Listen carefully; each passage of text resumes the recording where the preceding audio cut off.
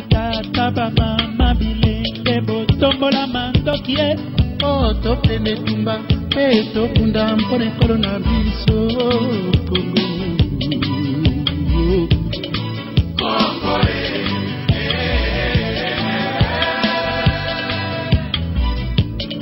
Nzambe akela mokili na bikolo monene ekokabola na biteni ya biso eteni kozwa babengi Kongo.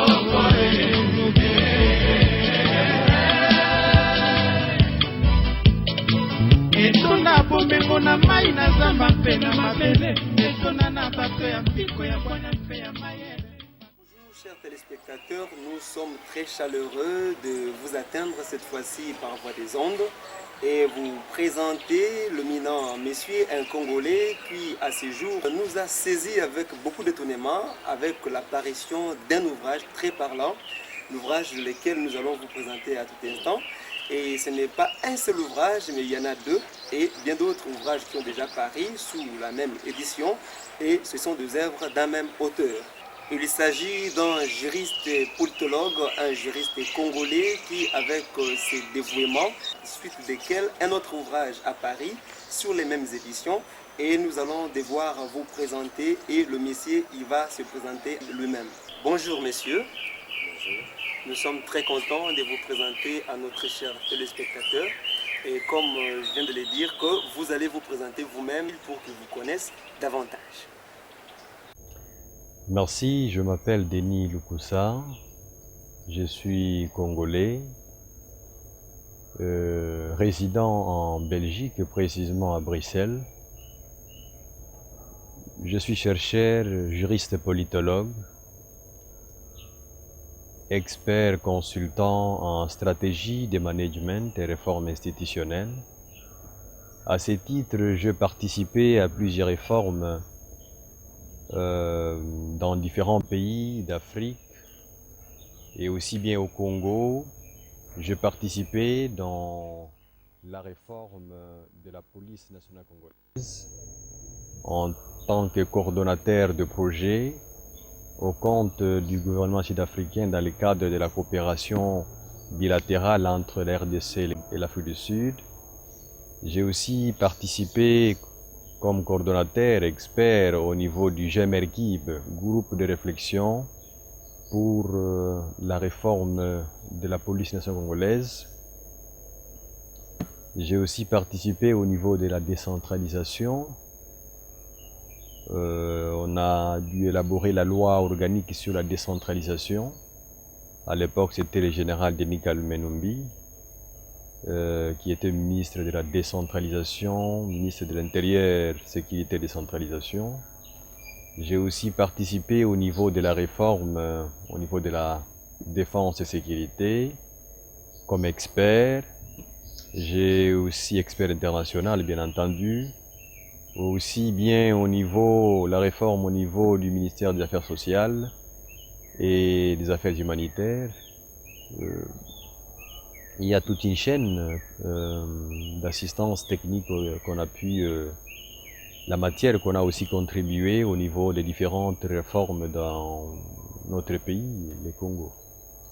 Voilà en bref ce que je peux pouvoir dire. Et je suis aussi directeur de consultance d'une société qui s'appelle DML, Facilitator and Consultant, qui offre ses services dans les domaines de la communication, gestion des projets, ingénierie, facilitation, traduction, interprétariat, dans la coordination et au niveau de la coopération technique.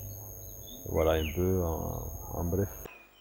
J'espère que vous êtes connectés avec nous. Vous avez suivi la présentation et profil de M. Denis Mwamba Lukusa. Il vous a dit un peu sur ce qu'il est et ce qu'il fait.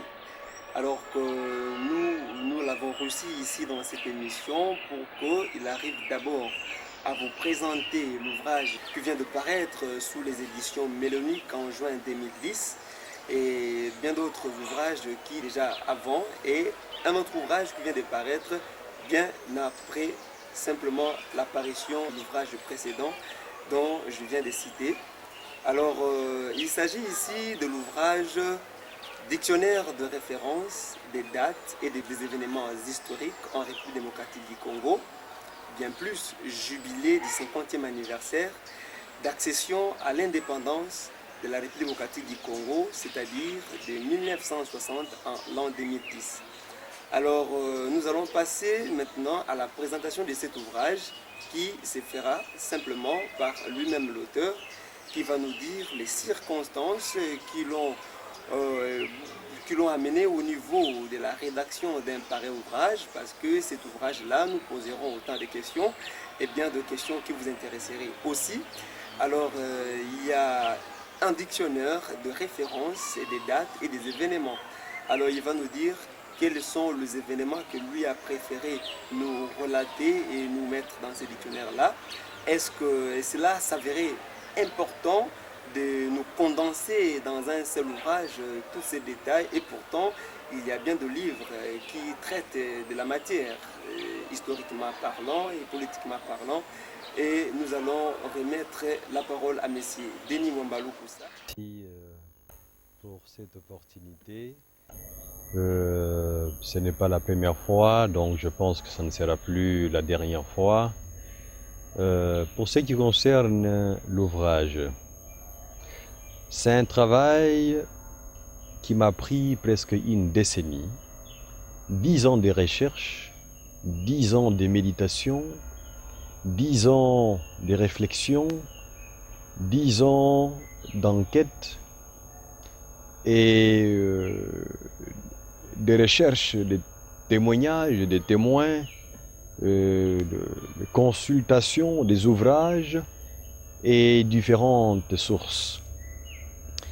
Cependant, les déclics, il y a eu un déclic intérieur qui a, c'est en août 1998, ce qui pour les Français et pour les Belges c'est 1998, qui a eu ce déclic. Et je commençais à pouvoir penser comment répertorier les grands événements qui ont marqué l'histoire de notre indépendance et la marche politique, bien entendu, de notre histoire. C'est en 1999 que j'ai débuté le travail à proprement dit. Mais ou sinon, les déclics, les constats, c'était en août 1998. Ce qui fera presque une année après que j'ai déclenché ma recherche. Et ce qui m'a beaucoup plus marqué, c'était quoi? C'était par un constat.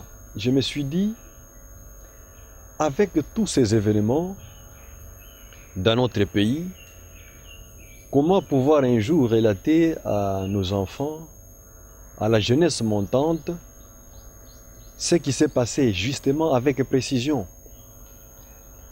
Et cependant, en voulant répondre à cette question, je pensais que j'avais un devoir de mémoire en tant qu'intellectuel, en tant que politologue, de commencer ce travail intellectuel et scientifique et qui me coûtera trop cher. Au début, je pensais que c'était un travail de quelques jours, de quelques mois, peut-être au maximum une année, 2 ans. Au fur et à mesure que j'avançais, je me suis rendu compte que ça nécessitait beaucoup de recherche, ça nécessitait beaucoup de renseignements, d'informations et de vérifications afin de pouvoir avoir un document fiable et digne d'être référencé. Et c'est dans cette optique que j'ai pensé plus loin en disant je préfère prendre tout mon temps de faire cette recherche jusqu'à présenter un ouvrage au cinquantenaire de l'indépendance du Congo un ouvrage de référence.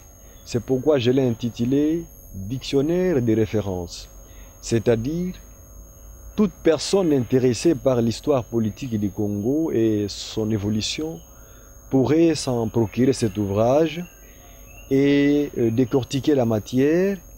Et aussi bien, c'est un outil de référence pour les législateurs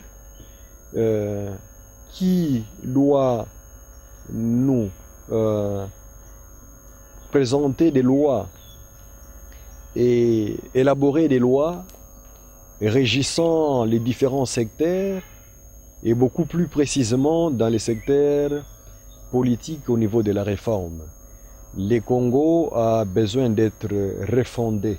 Je parle de la refondation de l'État congolais qui nécessite une bonne connaissance et une maîtrise de l'histoire. C'est comme dans la postface, il est écrit en disant il est difficile de faire cet exercice si on ne maîtrise pas l'histoire. Et dans notre contexte, nous parlons de l'histoire du Congo. Donc pour argumenter, pour pouvoir être utile au Parlement, disons au Sénat, à l'Assemblée nationale, dans les différents secteurs, au niveau des assemblées provinciales et locales, dont j'espère qu'on aura encore à élire les acteurs, il va falloir qu'il y ait une bonne maîtrise de l'histoire et précisément de l'histoire politique du Congo pour pouvoir apprécier les événements. C'est dans cette optique que je pensais pouvoir pondre ces documents avec les événements marquants. Ce sont les événements qui ont marqué non pas seulement la vie politique, mais qui ont marqué la vie de l'État congolais ou zaïrois de l'époque, ou bien Congo belge, permettant aussi aux acteurs montants ou aux nouveaux acteurs des institutions étatiques de pouvoir s'imprégner des grands événements qui ont chevauché et qui ont marqué les différentes étapes du Congo Kinshasa ou Congo Léopoldville ou Congo belge si vous voulez bien, ainsi aujourd'hui la République démocratique du Congo. Donc ce qui a à retenir, c'est-à-dire j'ai fait un travail pour permettre aux autorités congolaises, aux politiciens, hommes politiques, je fais la différence, hommes d'État, analystes politiques, politologues, de pouvoir avoir un document de référence pour faire une bonne analyse impartielle et permettre aussi aux étudiants de différents domaines, précisément des sciences po, sciences politiques, de département de l'histoire ou des sciences histoire ou sciences sociales si vous voulez bien, d'avoir un document de référence qui va leur permettre de se ressourcer pour faire leur travail de fin de cycle. Et pour le législateur, d'éviter, les législateurs et les politiciens,